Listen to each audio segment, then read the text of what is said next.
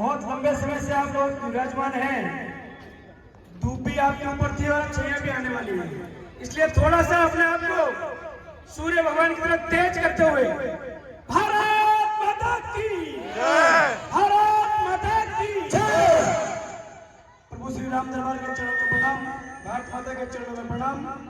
मंच पर विराजमान हम सबके आदरणीय आज के इस कार्यक्रम के मुख्य वक्ता, विश्व हिंदू परिषद के राष्ट्रीय प्रवक्ता आदरणीय विनोद बंसल जी, मंच पर विराजमान दीदी सरिता जी, मंच पर विराजमान आज इस समिति के अध्यक्ष हरबेन सिंह जी और पधारे हुए सभी मातृशक्ति बहिने महानुभाव।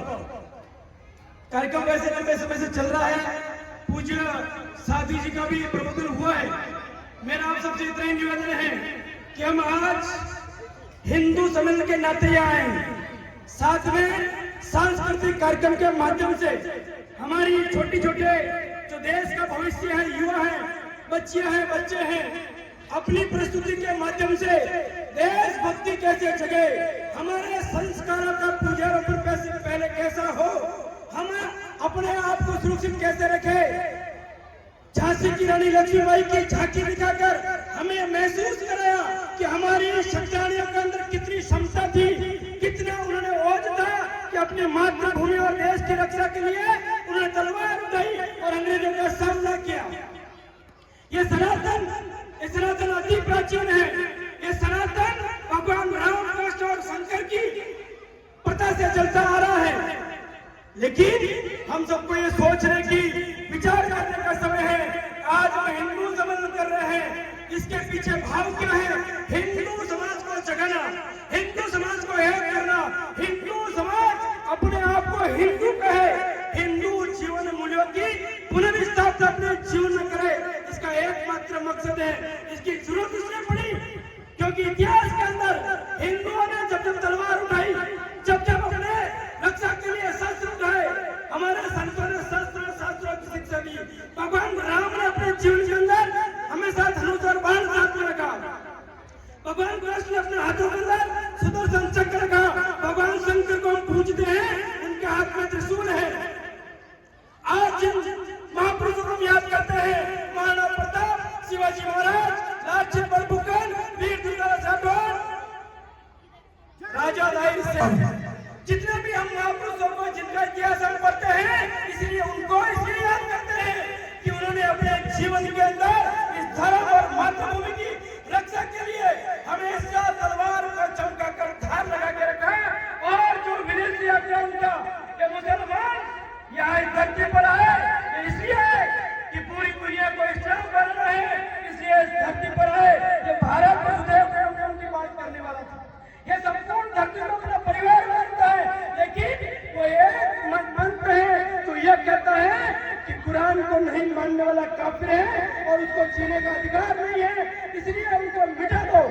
इस्लाम की आंधी विश्व के किसी भी देश में गई, कुछ सालों के अंदर उस देश की संस्कृति को बदल दिया, लेकिन ये भारत है। कभी मोहम्मद बिन कासिम आया, कभी मोहम्मद गोरी आया, मोहम्मद गजनी आया, बाबर अकबर आया, सबने एक ही काम किया, तलवार लेकर यहाँ के हिंदू समाज को, सनातनियों को या तो उनको धर्म परिवर्तन करने के लिए मजबूर किया या उनको मार दिया, काट दिया। लेकिन आज हम हिंदू होने के नाते जीवित हैं, तो इसका श्रेय है हमारे महापुरुषों ने, जिन्होंने तलवार लेकर अपने जीवन पर उन मनुष्यों का सामना किया। भारत माता की। इसलिए आज हम उनको मानते हैं। हमारे मातृशक्ति दुर्गा वाहिनी यानी छत्रियानियां, वो कम पीछे नहीं रही। हम याद करें रानी दुर्गावती, याद करें रानी कलावती, याद करें रानी नायकी देवी, जिन्होंने मुगलों के सामने तलवार उठाई और मोहम्मद गोरी जैसे लोगों को नपुंसक बनाकर भेज दिया। इसलिए हमारी मातृशक्ति भी कम नहीं है, अगर सत्य दिखाए तो। आज हमको सोचने की आवश्यकता है, थोड़ा विचार चिंतन करें कि जिस समाज के इतिहास में अपनी मातृभूमि और धर्म को बचाने के लिए ऐसे वीर होते हुए, आज हमारे समाज को क्या हो गया कि आए दिन हमारे इस समाज के ऊपर हमले होते हैं, आए दिन हमारे मोहल्लों के अंदर हमले होते हैं, हमारे मंदिरों के ऊपर हमले होते हैं। हम भागते नजर आते हैं, हम सामना करने के लिए तैयार नहीं है। ये हमको सोचने की आवश्यकता है। हमारे खिलाफ जो षड्यंत्र चल रहे हैं, कभी लव जिहाद के माध्यम से हमारी बहन बेटियों को उठाकर उनको धर्मांतरित करके उनको बुर्का पहना दिया जाता है। ये सोचने की आवश्यकता है कि उनका षड्यंत्र क्या है। उनका षड्यंत्र है पहले तलवार के दम पर हिंदुस्तान के अंदर शासन करने का प्रयास किया।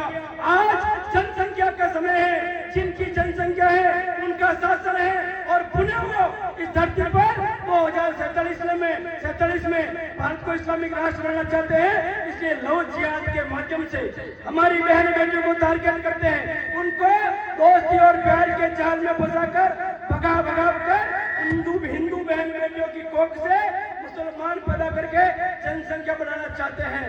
मैं कहना चाहता हूं कि हमारे संस्कार हमारे परिवार में कैसे कम रह गए कि जो बेटी 18 साल तक अपने घर के अंदर व्रत करती है, पूजा करती है, पाठ करती है, गाय को रोटी देती है, और वही बेटी उस मुसलमान के चंगुल में आकर गाय को काट कर खाने वाले के साथ कैसे भाग सकती है।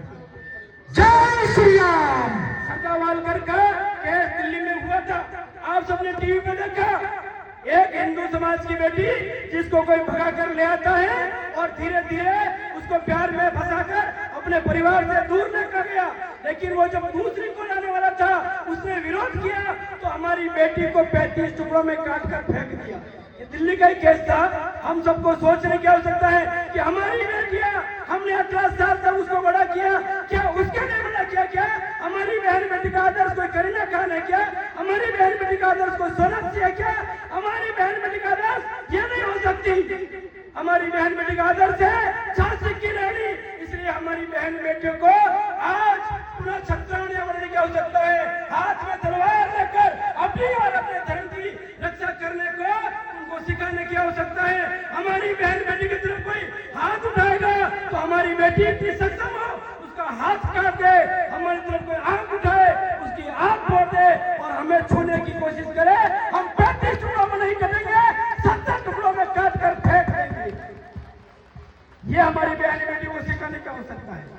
आज के समय में बहुत बड़ा जिहाद हमारे देश के अंदर चल रहा है और बड़ी मात्रा में बहनों का रोज केस आता है।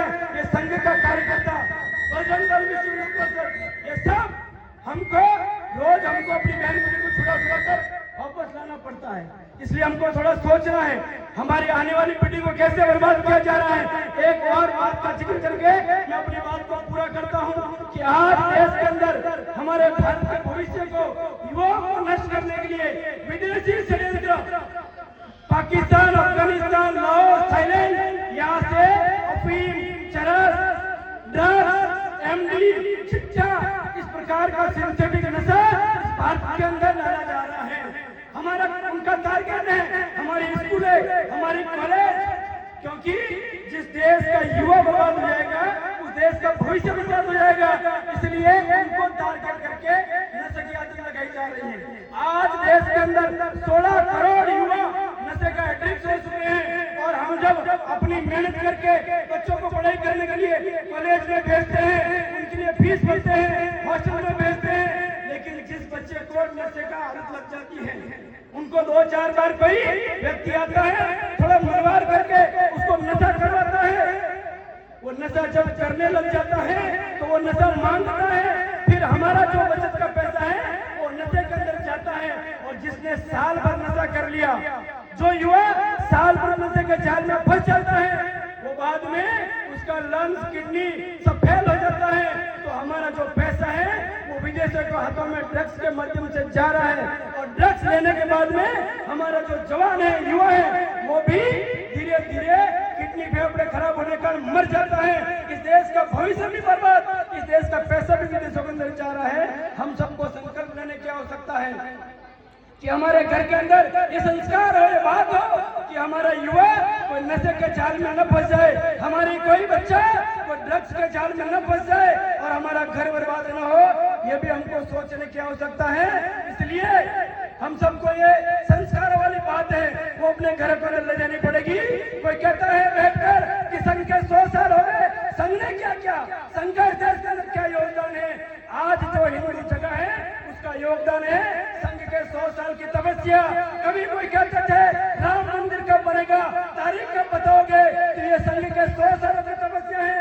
राम मंदिर के लिए संघर्ष हुआ, और जब संघर्ष हुआ 1990 के अंदर, तो लोगों ने कहा अरे हिंदू जग का इतना कैसे आ गया, लेकिन हमने कहा था राम राम आएंगे, मंदिर वहीं बनाएंगे। लोगों ने कहा तारीख कब बताओगे, तो तारीख भी बता दी और मंदिर भी बन गया। इसलिए हमने कहा चल बाबर की छाती पर भगवा हमने लहराया है, कब्र से उठकर देख ले बाबर, मंदिर वहीं बनाया है। और हमने ये भी कहा कि मंदिर बनाया है, अयोध्या हमारी है, अब मथुरा की बारी है, ये संकल्प भी हमारा है। बस मेरा इतना ही निवेदन, हम जगह रहे, एक रहे, नेक रहे तो सेफ रहेंगे। इसलिए गिरगिट से गारो पर्वत तक, लाहौर कराची ढाका तक हम अपना भगवा ध्वज फहराएंगे। इस भारत को पूरा अखंड बनाने का संकल्प हम सबको लेना पड़ेगा। इसलिए जब हिंदू जग जाएगा, जब हिंदू जग जाएगा तो माता भवानी की सौगंध, माता भवानी की सौगंध, जिस दिन हिंदू जागेगा, जिस दिन हिंदू जागेगा, ये अकबर बाबर की औलादे छोड़ के भारत भागेगा। भागेगा। जय श्री राम। बहुत बहुत धन्यवाद।